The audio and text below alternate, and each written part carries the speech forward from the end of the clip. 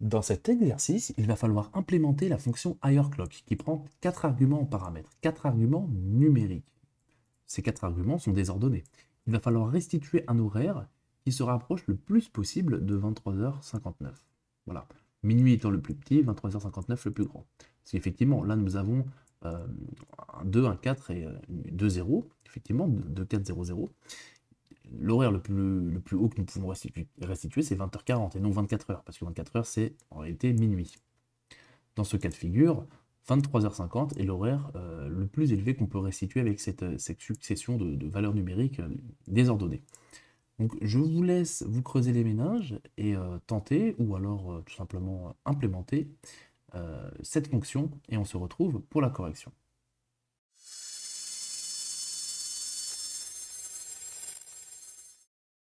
C'est parti pour la correction. Alors déjà, effectivement, en paramètres, nous avons 4 arguments. C'est un petit peu lourd, présenté comme ça, on peut les manipuler après tout. Mais sachez qu'on peut condenser tous ces arguments-là en utilisant un astérix. Par exemple, je peux l'appeler D comme data, ou on va mettre A, voilà, comme array, comme une liste. Donc là, si j'imprime maintenant mon argument, que se passe-t-il? Vous voyez, j'ai des tuples, différents tuples qui sont renvoyés, qui effectivement représentent les différents éléments. Je peux afficher par exemple le premier de chaque élément. J'aurai le premier de chaque élément qui sera affiché. Voilà, très bien. 3, 2, 1, 9, 3, 2, 1, 9. Très bien. Ok, bon, là c'est une manière un petit peu plus condensée pour le faire. Maintenant, le but de la manœuvre va être d'itérer dans un sens inversé, c'est-à-dire qu'on va partir de la plus haute valeur et descendre au fur et à mesure. Pour cela, on va utiliser une double boucle, une complexité de n au carré. Pour cela, on va commencer d'abord par faire une itération, qui sera l'itération principale au niveau des heures. Donc, for h in range, 23, on commence à partir de 23. On arrive à moins 1, et on descend de moins 1 à chaque fois. Alors pourquoi ici je dis qu'on arrive à moins 1? Parce que ce premier paramètre est toujours inclus. Le dernier est exclu. Donc en réalité, on va aller, effectivement, on va commencer à 23 et terminer à 0, soit une valeur avant le moins 1, parce que cette valeur est exclue.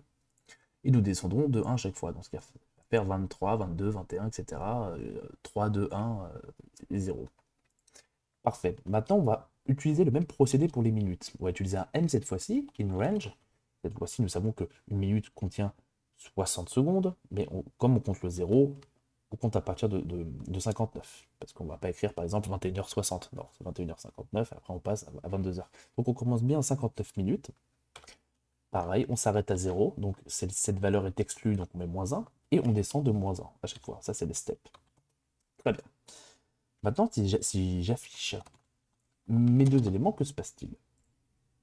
Je clear ça, j'exécute. Alors, j'ai mes boucles qui se lancent, effectivement, pour toutes les datas, tous les tests que nous avons ici. Là, déjà, je peux constater effectivement que ça fonctionne. J'ai une décrémentation des minutes. Pareil pour les heures. 5 heures, je descends 4 heures, 3 heures. Bon, le mieux, ce serait comme de l'afficher avec deux valeurs. Notamment un 0 qui serait en guise de préfixe devant chaque valeur quand on a moins de deux valeurs. Bon, parce que là, tout va très bien. Si je remonte, on a bien, voilà, 12, 11, 10, et puis 9, on aimerait bien voir 0,9, 0,8, et ainsi de suite. Bon, pour ça, on peut tout simplement déclarer une variable, comme on va utiliser le format, vous savez, HHMM, c'est une convention hein, pour représenter les heures, bon, on met aussi les secondes habituellement. Donc on va l'appeler HH, est égal à, on va utiliser un formatage de chaîne, très bien. On va récupérer notre variable h, donc qui représente chaque heure ici, qui est dans la première itération, h, et cette fois-ci, je mets 2.02, c'est-à-dire qu'on s'assure qu'il y a systématiquement, oula, d'ailleurs c'est à l'intérieur que je dois le mettre, ici, voilà, on s'assure qu'il y a systématiquement moins 0 devant. Je fais la même chose pour les minutes, avec mm, et cette fois-ci, je passe le m, c'est-à-dire la valeur qu'il y a dans la seconde boucle. Maintenant, si je l'affiche de cette manière-là, HHMM, je vais, admettons, mettre deux points comme ceci. Voilà, j'ai bel et bien mes valeurs sous format horaire. Alors, on voit bien que je commence à 23h59 et que je descends, il y a les minutes qui se décrémentent, Et dès qu'on a fini par décrémenter nos 59 minutes, on retourne à la boucle principale qui se décrémente elle-même et nous descendons les heures. Bon, très bien. Alors, qu'est-ce qu'on peut faire avec ça? On peut déjà créer une liste. Pour une question de simplicité, de praticité, je vais mettre tous les tests en commentaire et laisser le premier seulement. Très bien. Je vais tout simplement imprimer une liste des heures plus les minutes. Qu'est-ce qui se passe si je fais ça? J'exécute. Voilà, j'ai réussi à scinder mes différents éléments, voilà, et à les mettre à part dans une liste. Très bien. Maintenant, nous savons que ça, il s'agit ici de format string, format str, donc des chaînes de caractères. Pour cela, pour pouvoir manipuler nos nombres, il serait plus judicieux de les convertir en valeurs entières. Donc pour ce faire, je peux tout simplement utiliser la fonction map. Si je l'affiche comme ça, par exemple, map, je transforme en entier. La liste, donc comme je l'ai fait ici, pour transformer HH plus MM en liste, donc je lui passe ça à l'intérieur et je convertis tous ces éléments grâce au map en entier. Donc liste HH plus MM. Très bien. Donc ça, je peux l'effacer. Et maintenant, si j'exécute, voilà, j'ai toutes mes listes qui sont compressées. Parce qu'il ne faut pas oublier, lorsque vous utilisez map, qu'il faut la mettre votre mapping dans une liste. Donc je réexécute, je fais un petit clear. Et voilà, cette fois-ci, ce n'est plus des chaînes de caractères, mais bel et bien des valeurs numériques. Alors maintenant qu'on a ça, qu'est-ce qu'on va pouvoir faire? On va pouvoir tout simplement récupérer les valeurs désordonnées que nous avons ici, d'accord? Les trier grâce à la méthode sorted, par exemple, et regarder si lorsque ces éléments sont triés et qui sont comparés à ces quatre valeurs numériques triées, si elles sont similaires. C'est-à-dire que si les 4 éléments qui sont là sont retrouvés également dans nos 4 éléments là. Ça peut être n'importe quoi.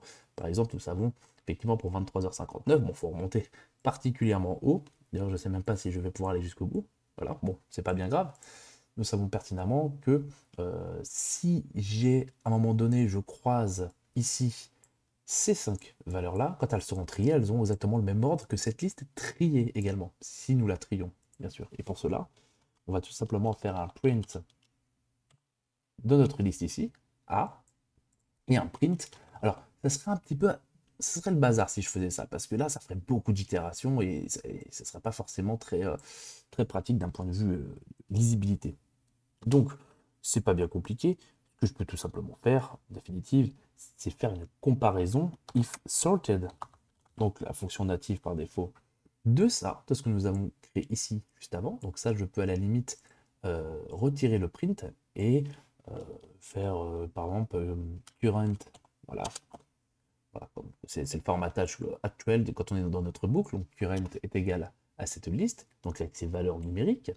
Donc si cette liste triée est égale à la liste que nous passons en paramètre ici, triée également, donc si on a exactement si la liste est totalement similaire lorsqu'elle est triée de part et d'autre, dans ce cas-là, on peut retourner, on fait un formatage de chaîne de caractères, HH, plus, alors on ne va pas faire un plus, on va mettre plutôt 2 points, MM, voilà, de cette manière-là.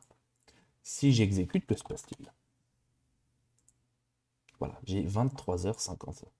Parce que, en fait, à chaque fois que nous générons ici des valeurs, nous transformons toutes ces valeurs-là, nous les séparons, ce qui nous donne des caractères, donc nous les convertis, nous faisons une conversion tout simplement en entier, et ensuite, une fois que c'est converti en entier, on teste si cette liste-là triée d'entier est exactement égale à la liste que nous avons ici, donc ces 4 arguments triés également. Et on va du coup dans le sens inverse. On commence à 23h59 et on descend jusqu'à minuit. Et en partant de 23h59, parce que le but de l'énoncé c'est de trouver la valeur la plus haute, quand on revient en arrière, au moins on s'assure que la première valeur, le premier cas où effectivement tous ces chiffres sont trouvés, lorsqu'ils sont triés, et qui correspondent à ces chiffres-là triés également, parce que ces chiffres-là triés, par exemple, si j'affiche print sorted A, donc ça je mets ça en commentaire, vous pourrez constater que maintenant, voilà, trier, ça donne ça 0, 2, 3, 5. Voilà, là, ce n'est pas trié. Là, ça va dans un ordre croissant. Et bien, Si à un moment donné, HHMM, donc de cette liste currente qu'on met là-dedans, et dont on a effectué la conversion là-dessus, si ça équivaut également à 0,235, on sait qu'on a trouvé la bonne valeur et on peut restituer ça au format HHMM. Voilà. Bon, pas HHMMSS du coup, mais HHMM tout court. Donc très bien, maintenant on va voir si ça fonctionne avec les autres tests. Je mets un petit coup de clear, j'exécute, et voilà. J'ai bel et bien les sorties escomptées. Donc, on a tout simplement commencé par le plus haut, on a fait une décrémentation, on a converti ça au format voulu, c'est-à-dire avec au moins 0 si on avait des valeurs par exemple plus petites, comme c'est le cas ici pour 21h08, et pareil pour les horaires là, il y aura toujours un 0 si nous n'avons pas de valeur, de chiffres. Nous avons fait une conversion en entier, nous avons trié la liste d'entiers et comparé avec ce qu'on a transformé en liste, donc les 4 arguments ici séparés, parce que ça ce n'est pas un tuple, hein. Là ça c'est l'argument que nous passons directement, hein. C'est ni plus ni moins ABCD. Donc nous faisons juste de la comparaison de listes triées. Voilà, donc trions les deux et nous faisons une comparaison qui nous permet de déterminer l'horaire le plus haut. C'est tout pour la correction de cet exercice.